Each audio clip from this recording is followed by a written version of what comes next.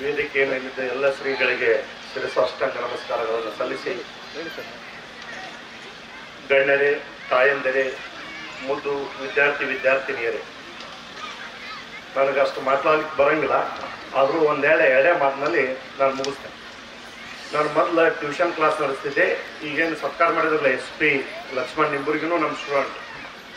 ಆ ನನ್ನ ಟ್ಯೂಷನ್ ಕ್ಲಾಸ್ಗೂ ಸಿದ್ದೇಶ್ವರ ಶ್ರೀಗಳು ಬಂದಿದ್ದರು. ಅದೊಂದು ನನ್ನ ದೊಡ್ಡ ಪುಣ್ಯ. ಅದೇ ಟ್ಯೂಷನ್ ಕ್ಲಾಸನ್ನು ಪರಿವರ್ತನೆ ಮಾಡಿ ನಾವು ಚೇತನ್ ಕಾಲೇಜನ್ನು ಪ್ರಾರಂಭಿಸಿದ್ವಿ.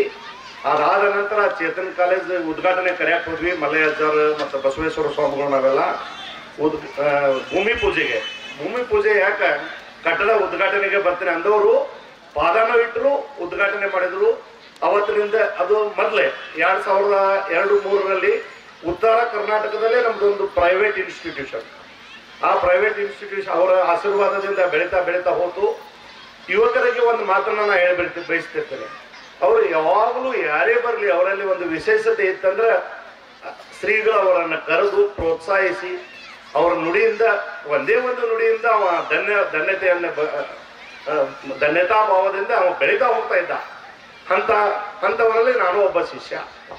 ನಾನು ಫಿಸಿಕ್ಸನ್ನು, ಭೌತಶಾಸ್ತ್ರವನ್ನು ವಿದ್ಯಾರ್ಥಿಗಳ ಲಕ್ಷ್ಯ ಕೊಟ್ಟು ಕೇಳಿ ನಾನು 35 ವರ್ಷದಿಂದ ಕಲಿಸ್ತಾ ಇದ್ದೀನಿ. ಆದರೆ ಶ್ರೀಗಳು MA ಫಿಲಾಸಫಿ, ನಿಮ್ಗೆಲ್ಲರಿಗೂ ಗೊತ್ತಿಲ್ಲದ ಒಂದು ವಿಷಯ ಹೇಳಿ ನಾನು 2 ಮಾತುಗಳನ್ನು ಮುಗಿಸ್ತೇನೆ.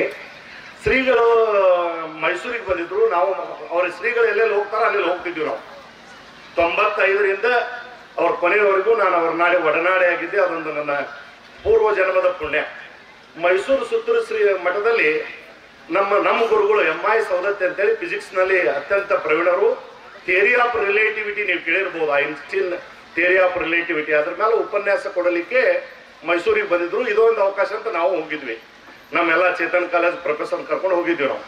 ಆದರೆ ಹಿಂದಿನ ದಿವಸ ಇಳ್ಕೊಂಡಲ್ಲೇ ಅಪ್ಪುಗಳು ಅಂದ್ರೆ ನಮ್ಮನ್ನು ಕರಿತಿದ್ರು. ನಮ್ಮ ಮೇಲೆ ಭಾಳ ಪ್ರೀತಿ. MI ಸೌದತ್ತಿಯವರು ಬಂದರು. ನಿಮಗೆಲ್ಲ ಗೊತ್ತು, gravitational field, electric field, magnetic field, electromagnetic theory ಎಲ್ಲದರ ಮೇಲೆಯೂ ಅವರಲ್ಲಿ ಪ್ರಾವೀಣ್ಯತೆ ಇತ್ತು ಅಪ್ಪುಗಳಲ್ಲಿ. ಅದು ಓದಿ ಗಳಿಸಿದ್ದಲ್ಲ, ಅದನ್ನ ಹೇಳಲಿಕ್ಕೆ ಸಾಧ್ಯ ಇಲ್ಲ. ಆದರೆ ಹಿಂಗೆ ಒಂದು ಕೇಳಿದ್ರು, ಇವೆಲ್ಲ ಎಲೆಕ್ಟ್ರಿಕ್ ಫೀಲ್ಡ್, ಮ್ಯಾಗ್ನೆಟಿಕ್ ಫೀಲ್ಡ್ ಇದ್ರ ಮೇಲೆ ಕೇಳ್ಕೊಂತ ಒಂದು ಕ್ವಶನ್ ಕೇಳಿದ್ರು. ಯಾರಿಗೆ? ನಮಗಲ್ಲ, MI ಸೌದತ್ತಿ ಅವರಿಗೆ. ಅವರು ನೆಕ್ಸ್ಟ್ ಡೇ ಉಪನ್ಯಾಸ ಕೊಡ್ಲಿಕ್ಕೆ ಬಂದಾರ. ನಾವೆಲ್ಲ ಅವ್ರನ್ನ ಫಿಸಿಕ್ಸ್ನಲ್ಲಿ ಪಿತಾಮಹ ಅಂತ ನಾವು ಪೂಜಿಸ್ತಿದ್ವಿ, ನಮ್ಮ ಗುರುಗಳು. ಅವ್ರು ಒಂದು ಮಾತು ಹೇಳಿದ್ರು, ಲಕ್ಷ್ಯ ಕೊಟ್ಟು ಕೇಳಿದ್ರು ಎಲ್ಲ ಯುವಕರು. ಏನು ಹೇಳಿದ್ರು ಅಂದ್ರೆ, ಅಪ್ಪರ ನಾವೆಲ್ಲ ಫಿಸಿಕ್ಸನ್ನ ಹೊಟ್ಟಿ ತುಂಬ್ಕೊಳಕ್ ಕಲ್ತವ್ರಿ. ಫಿಸಿಕ್ಸ್ನ, ಭೌತಶಾಸ್ತ್ರವನ್ನ ಹೊಟ್ಟಿ ತುಂಬ್ಕೊಳಕ್ ಕಲ್ತವ್ರು. ಅಂದ್ರೆ ನಮ್ಮ ಉದ್ಯೋಗಕ್ಕಾಗಿ ನಾವು ಓದೋರು ಹೊರತು ನಿಮ್ಮಂಗ ಚಿಂತನೆಗೆ ನಮಗೆ ಬರಂಗಿಲ್ಲ. ಅಂದ್ರೆ ಯಾವುದೇ ಒಂದು ವಿಷಯದಲ್ಲಿ ಅಪ್ಪುಗಳಿಗೆ ಇಷ್ಟು ಪ್ರಾವೀಣ್ಯತೆ ಅಂದ್ರೆ ಅದನ್ನ ಯಾರಿಂದನೂ ವರ್ಣಲಿಕ್ಕೆ ಸಾಧ್ಯ ಇಲ್ಲ. ಅದು ಪ್ರಚಾರ ಆಗ್ಲಿಲ್ಲ. ಇಲ್ಲಾಂದ್ರೆ ಪ್ರಚಾರ ಅಂದ್ರೆ ಅವರಲ್ಲಿ ಆ ಶಕ್ತಿ ಐತೆ ಅನ್ನೋದನ್ನ ಅವ್ರು ಎಲ್ಲೂ ಇಂಟರ್ವ್ಯೂ ಕೊಡ್ಲಿಲ್ಲ, ಇದು ಕೊಡ್ಲಿಲ್ಲ. ಹಿಂಗಾಗಿ ಅಪ್ಪುಗಳಿಗೆ ಫಿಸಿಕ್ಸ್ ಇಷ್ಟು ನಾಲೆಜ್ ಇತ್ತು. ಫಿಸಿಕ್ಸ್ ಅಂತ ನೀವು ಮ್ಯಾಥಮೆಟಿಕ್ಸ್ ಬರ್ರಿ, ಕೆಮಿಸ್ಟ್ರಿ ಬರ್ರಿ, ಪ್ರತಿಯೊಂದನ್ನು ಅಷ್ಟು ಆಳವಾಗಿ ಅವ್ರು ತಿಳ್ಕೊಂಡು ಮತ್ತೆ ಸುಮ್ಮನೆ ಇರ್ತಿದ್ರು. ನಮಗೆ ಅಸಹ್ಯ ಆಗಬಾರ್ದು ಅಂತೇಳಿ, ಪ್ರೊಫೆಸರ್ ಇದು ಹಿಂಗಿರ್ಬೋದನ್ರಿ ಅಂತ. ಅಂದ್ರೆ ನಾವು ಡೈರೆಕ್ಟ್ ಹಿಂಗಿಲ್ಲ ಅಂತ ಹೇಳಿದ್ರೆ ನಾವು ತಪ್ಪು ತಿಳ್ಕೊತೀವಿ ಅಂತ, ಹಿಂಗಿರ್ಬೋದು ಅಂತ ನೋಡ್ರಿ ಅಂತ. ಮುಂದೆ ನಾವು ಹೋಗಿ ಅಧ್ಯಯನ ಮಾಡಿದ್ರೆ ಅಪ್ಪುಗಳು ಹೇಳಿದ್ದೇ ಕರೆಕ್ಟ್ ಇರ್ತಿತ್ತು ಅಂತ. ಅತ್ಯಂತ ಅದೊಂದು ಶಕ್ತಿ. ಅದ್ರ ಬಗ್ಗೆ ಮಾತಾಡಲಿಕ್ಕೆ ಶಬ್ದಗಳೇ ಇಲ್ಲ. ಮತ್ತೆ ನಮ್ಗೆ ಮತ್ತೊಂದು ಭಾಗ್ಯ ಸಿಕ್ಕಿತ್ತು. ಮಲ್ಲಯ್ಯ ಅಜ್ಜವರ ಆಶೀರ್ವಾದದಿಂದ ಮುದ್ದಿಯವರ ಫಾರ್ಮ್ನಲ್ಲಿ ಶಂಭು ಗೋಕುಲದ ಪ್ರವಚನ ಹೆಚ್ಚಿಸಿದ್ವಿ. ಲಾಕ್ಡೌನ್ ಆಗಿಬಿಡ್ತು. ಲಾಕ್ಡೌನ್ ಆದಿಂದ ಅಲ್ಲಿ ಇಳ್ಕೊಳ್ಳೋದು ಬಂತು. ನಾವು ಎಲ್ಲ ಮನೆ ಮಠ ಬಿಟ್ಟು ಅಪ್ಪುಗಳ ಕಡೆ ಇದ್ವಿ. ಆ ಭಾಗ್ಯ ಸಿಕ್ತು. ಅಲ್ಲಿ ಪ್ರವಚನ ನಡೀತಿತ್ತು, ಪಾಠ ನಡೀತಿತ್ತು. ಅಂದ್ರೆ ಸಾಧಕರಿಗೆ ನಿಜಗುಣ ಶಿವಯೋಗಿಗಳ ಶಾಸ್ತ್ರದ ಇದು ನಡೀತಿತ್ತು. ಇಲ್ಲಿ ಒಂದು ವಿಶೇಷ ನಿಮಗೂ ಗೊತ್ತೈತದ. ಈಶ ಪ್ರಸಾದ ಸ್ವಾಮಿಗಳನ್ನ ಪೀಠಕ್ಕೆ ಕುಂಡ್ರಿಸ್ತಿದ್ರು. ಪೀಠಕ್ಕೆ ಕುಂದಿರ್ಸಿ ಅಂದ್ರೆ ಅವರ ಅದನ್ನ ನಿಜಗುಣ ಶಾಸ್ತ್ರವನ್ನು ಹೇಳ್ತಿದ್ರು. ನಾವೆಲ್ಲ ಅದ್ರ ವಿರುದ್ಧ. ಅಪ್ಪುಗಳು, ಮಲ್ಲಯ್ಯ ಅಜ್ಜವರು, ನಾವೆಲ್ಲ ಒಂದ್ ಕಡೆ, ಈಶ ಪ್ರಸಾದರು ಒಂದ್ ಕಡೆ ಚಿಂತನೆ ನಡೀತಿತ್ತು.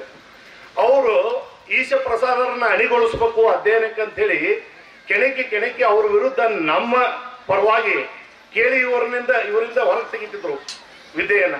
ಮಲ್ಲಯ್ಯ ಅಜ್ಜಾರ ಇದು ಸರಿ ಏನ್ರಿ ಅಂತ ಮಲ್ಲಯ್ಯ ಅಜ್ಜಾರ್ಗೆ ಅನ್ಬೇಕು. ಅಂತ ಯಜ್ಞದಲ್ಲಿ ನಾವು ಭಾಗವಹಿಸಿದ್ವಿ. ಆ ವ್ಯಾಸಪೀಠವನ್ನ ಈಶ ಪ್ರಸಾದ ಶ್ರೀಗಳ ದಿವಸಾನು ಆ ಪಾಠ ನಡೀತಿತ್ತು. ಅಂಥವರಲ್ಲಿ ಈಶ ಪ್ರಸಾದ ಶ್ರೀಗಳು ತಯಾರಾಗಿದ್ದಾರೆ. ಅವರು ನಿಮ್ಗೊಂದು ಅದ್ಭುತ ಕೊಡುಗೆ. ನಾವು ಮಲ್ಲಯ್ಯಜ್ಜಾರ್ ಕೂಡ ಅವ್ರನ್ನ ಒಂದು ಬೇರೆ ಮಠಕ್ಕೆ ಕರ್ಕೊಂಡು ಹೋಗ್ಬೇಕಂತ ಮಾಡಿದ್ವಿ. ಅವಾಗ ಮಲ್ಲಯ್ಯಜ್ಜಾರ್ ಹೇಳಿದ್ರೆ ಸರ ಅಲ್ಲಿ ಅವ್ರು ಬೆಳಗಿಲ್ಲ, ಇಲ್ಲಿ ಅಧ್ಯಾತ್ಮ ಭಾಳ ಬೆಳೀತಾರ, ಅವ್ರು ಇಲ್ಲೇ ಇರಲಿ ಅಂತಂದಾಗ ನಾವು ಆ ವಿಚಾರವನ್ನು ಬಿಟ್ವಿ. ಅಂಥ ಈಶ ಪ್ರಸಾದ ಶ್ರೀಗಳು ನಿಮ್ಗೆ ಸಿಕ್ಕಿದ್ದಾರೆ. ಇದು ಹಿಂಗೆ ಬೆಳ್ಕೊಂತ ಹೋಗ್ತತಿ. ಶ್ರೀಗಳ ಆಶೀರ್ವಾದ ಅವ್ರ ಮೇಲೆ ಅತ್ಯಂತ ಇದೆ. ಆಮೇಲೆ ಕೊನೆಯದಾಗಿ ನಾ ಹೇಳ್ತೀನಿ, ಇವತ್ತು ನಮ್ಮ ಸಂಸ್ಥೆಯಲ್ಲಿ 3500 ವಿದ್ಯಾರ್ಥಿಗಳು, ಒಂದು 400 ಎಂಪ್ಲಾಯೀಸ್ ಕಲಿತಾರೆ. ಆ ಪೂರ ಆಶೀರ್ವಾದದಿಂದ ಬೆಳೆದ ಸಂಸ್ಥೆ ಇಷ್ಟೆಲ್ಲ ಹೆಮ್ಮರವಾಗಿ ಬೆಳೆದಿದೆ. ಅದಕ್ಕೆ ವಿದ್ಯಾರ್ಥಿಗಳು ದಯವಿಟ್ಟು ನೀವು ಏನು ಮಾಡ್ಬೇಕಂದ್ರೆ ಒಂದು ನಂಬಿಕೆ ಇಟ್ಕೋಬೇಕು. ಇದಾದ್ರೆ 100% ನಾವು ಮಾಡೇ ಮಾಡ್ತೇನೆ ಅಂತ ಒಂದು ನಂಬಿಕೆ ಇಟ್ಕೊಂಡು, ಒಂದು ಆದರ್ಶ ಅಪ್ಪುಳಂತ ಒಬ್ಬ ಆದರ್ಶವನ್ನ ನಿಮ್ಮ ಮುಂದೆ ಇಟ್ಟುಕೊಂಡು ಯಾವತ್ತೂ ಅಧ್ಯಯನ ವರ್ಕ್ ಮಾಡ್ತಾ ಹೋದ್ರೆ ನೀವು ನಮ್ಮಂತೆ ಯಶಸ್ವಿ ಕಾಣ್ತೀರಿ ಅಂತ ಹೇಳ್ತಾ ನನ್ನ 4 ಮಾತುಗಳನ್ನ ಶ್ರೀಗಳ ಚರಣಕ್ಕೆ ಅರ್ಪಿಸ್ತಾ ಇದ್ದೀನಿ. ಎಲ್ಲರಿಗೂ ನಮಸ್ಕಾರ.